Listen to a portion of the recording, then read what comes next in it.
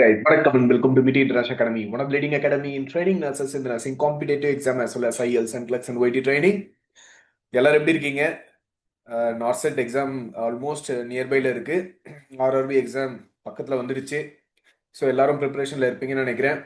So உங்களோட preparation அப்படியே continue பண்ணுங்க. ஸோ ஜிக்மர் ரிலேட்டடாக நிறைய ஸ்டூடெண்ட்ஸ் வந்து கொஸ்டின் ரைஸ் பண்ணியிருந்தீங்க. சார் அதில் ஏஜ் ரிலாக்ஸேஷன்லாம் எப்படிலாம் இருக்க போகுது, நார்செட்டில் இருக்க மாதிரியே ஏஜ் ரிலாக்ஸேஷன் மேக்ஸிமம் 30 இயர்ஸ் தானா, இல்லை ஏதாவது சேஞ்சஸ் இருக்கா அப்படின்னு நிறைய ஸ்டூடெண்ட்ஸ் கேட்டிருந்தீங்க. நான் அதுக்கான ஆன்சரும் சொல்லியிருந்தேன் ஏற்கனவே. லாஸ்ட் இயர் வந்து 35 வரைக்கும் எக்ஸ்டெண்ட் பண்ணியிருந்தாங்க அன்ரிசர்வ்டு கேட்டகரிக்கு அப்படின்னு சொல்லிட்டு. ஸோ இது மாதிரி ஒரு சில முக்கியமான விஷயங்கள் இப்போ ரீசெண்டாக ஜிக்மர்ல இருந்து ஒரு அஃபிஷியல் அனௌன்ஸ்மெண்ட் வந்து இவங்க கொடுத்துருக்குறாங்க. நீங்க கேட்ட கொஸ்டினுக்கு எல்லாமே ஒரு ஆன்சர் சொல்ற மாதிரியான ஒரு அஃபிஷியல் நோட்டிஃபிகேஷன் வந்து ரிலீஸ் பண்ணியிருக்காங்க.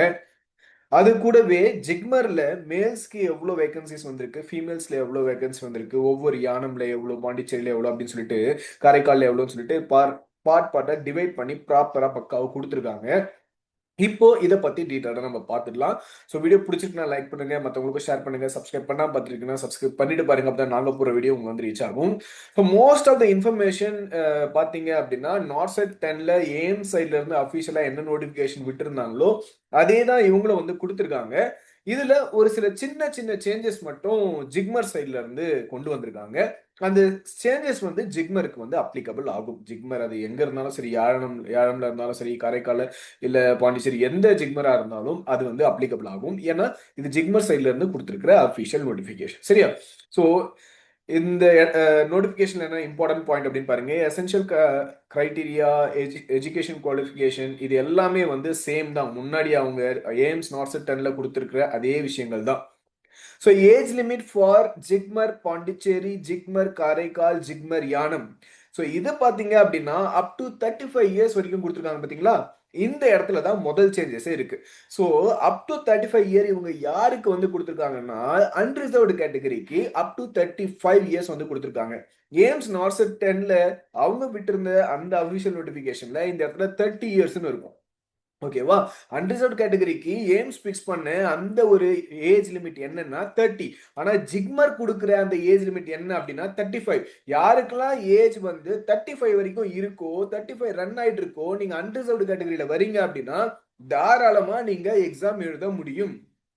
சரியா? இது ஜிக்மருக்கு மட்டும் கிடையாது, சப்தர்ஜங் ஹாஸ்பிட்டலுக்கும் இது அப்ளிகபிள் ஆகும். ஓகே, சப்தர்ஜங் ஹாஸ்பிட்டல் டெல்லியில இருக்கு. அதுல அரௌண்ட் ஐ திங்க் 140 வேகன்சிஸ் ஏதோ வந்திருக்கு.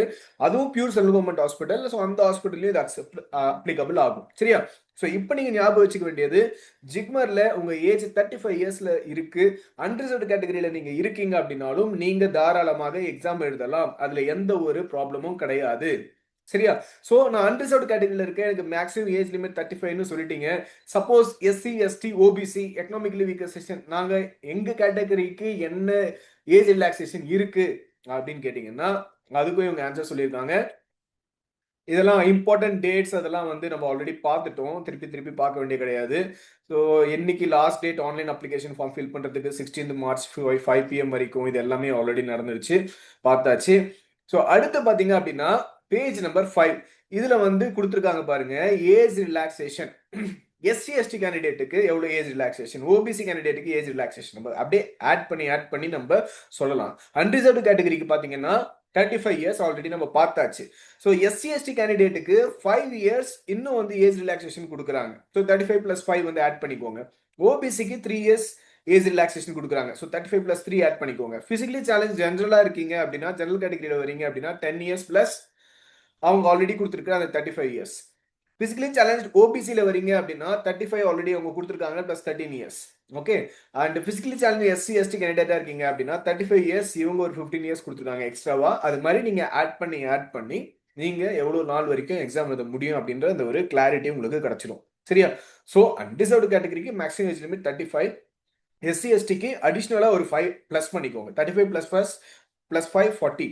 அண்ட் ஓபிசி கேண்டிடேட்டா இருக்கீங்க, எக்கனாமிக்கலி வீக்கர் செக்ஷன்ல வரீங்க அப்படின்னா அவங்களுக்கு 35 + 3 38. ஸோ அது மாதிரி நீங்களே வந்து ஆட் பண்ணி பார்த்தீங்க அப்படின்னா உங்களுக்கு ஒரு கிளாரிட்டி வந்து கிடைச்சிடும். சரியா? ஸோ ஏஜ் ரிலாக்ஸேஷன் அன்ரிசர்வ்டு கேட்டகரிக்கு 35 சொல்லிட்டு அஃபீஷியலாக அவங்க நோட்டிஃபிகேஷன்ல ரிலீஸ் பண்ணிட்டாங்க. அதனால உங்களுக்கு எந்த ஒரு பிரச்சனையும் கிடையாது. 35 இயர்ஸ் ரன் ஆயிட்டு இருந்தாலும் தாராளமாக நீங்க எக்ஸாம் எழுதலாம். அன்ரிசர்வ்டு கேட்டகரி 40 இயர்ஸ் வரைக்குமே எஸ்சி எஸ்டி கேண்டிடேட் எழுதலாம். 38 இயர்ஸ் வரைக்குமே யார் எழுதலாம்? ஓபிசி கேண்டிடேட் வந்து எக்ஸாம் எழுதலாம். சரியா? ஸோ அடுத்த முக்கியமான விஷயங்கள் என்னன்னா, எவ்வளோ வேகன்சி யானம்ல எவ்வளோ வந்திருக்கு, காரைக்கால்ல எவ்வளோ வந்திருக்கு, பாண்டிச்சேரியில எவ்வளோ வந்திருக்கு அப்படின்னு சொல்லிட்டு பார்த்துடலாம். ஸோ ஓவராலா ஜிக்மர் சைட்ல இருந்து அவங்க கொடுத்துருக்க வேகன்சி பார்த்தீங்கன்னா 478 வேகன்சி வந்து அவங்க கொடுத்துருக்காங்க.